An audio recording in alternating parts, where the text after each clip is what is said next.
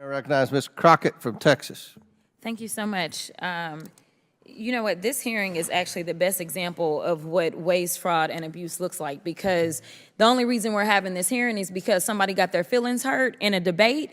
And I don't understand why we're wasting taxpayer dollars. Next time, tell your big boy to show up and be ready to handle the woman in the room who hopefully will become the next president of the United States.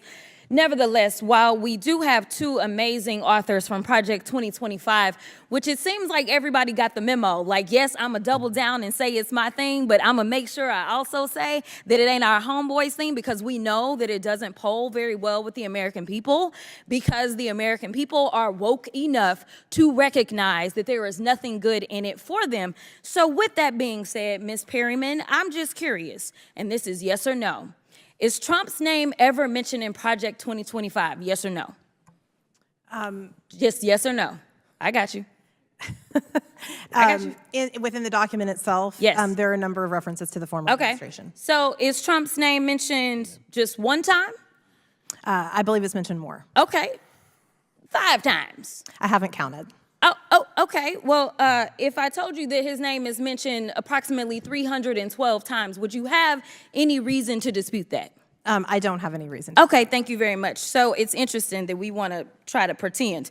We're not going to pretend in here. We're going to work with facts and not fiction. So I also want to talk about inflation really quickly with you, Ms. Perryman, because we've talked about it a lot. I'm just curious to know, is the inflation that we just struggled through, was that global or was that limited to the United States? Global.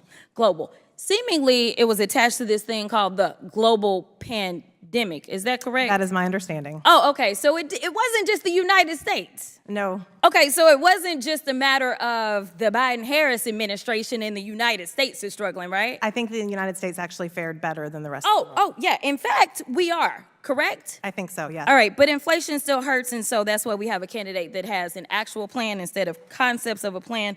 Or as I like to say, Trump only has offered concepts of constitutionality mixed with coordinations of a coup. But nevertheless, we're going to move on. I want to talk about the internet really quickly, because we wanted to talk about the internet. Actually, let me talk about the border real fast, and then we can talk about Texas in this way. I'd ask for unanimous consent to admit this article from The Hill that says Trump says, blame it on me if border bill fails.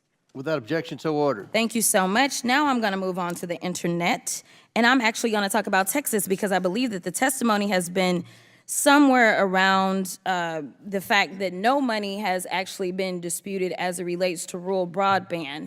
I'd also ask for unanimous consent to admit this article from the USDA.gov.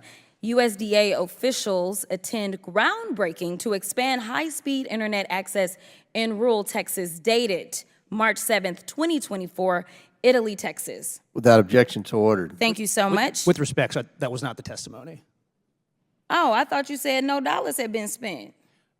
The largest single program. My question is, did you not say? $42 billion.